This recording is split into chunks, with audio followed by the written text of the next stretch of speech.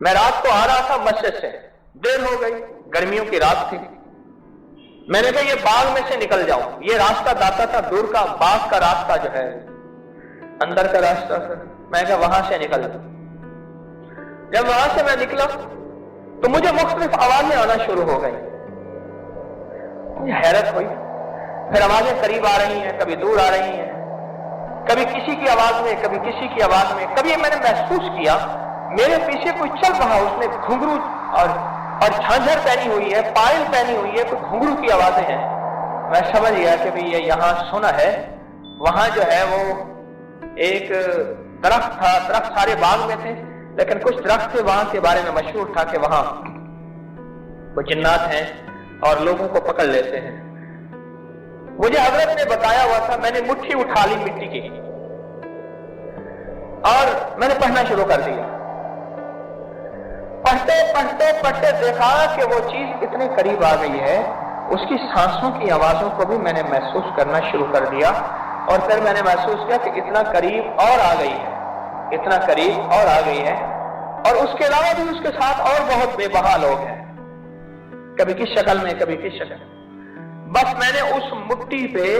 ہونک ماری، ہونک مار کے نا اپنے کندھے کے پیچھے طرف وہ مٹھی زور سے پھینکی، جیسے میرے حضور نے مٹی اٹھائی تھی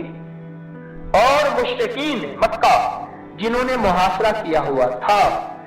اور ان پہ پھینکی، اور پھر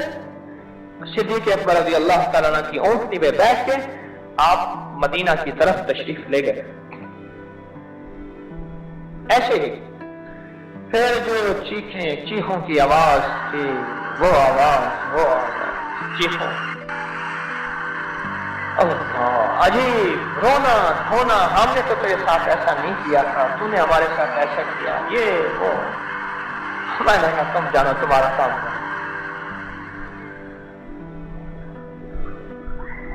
اس مٹی کی ریت میں کون سی طاقت آئی تھی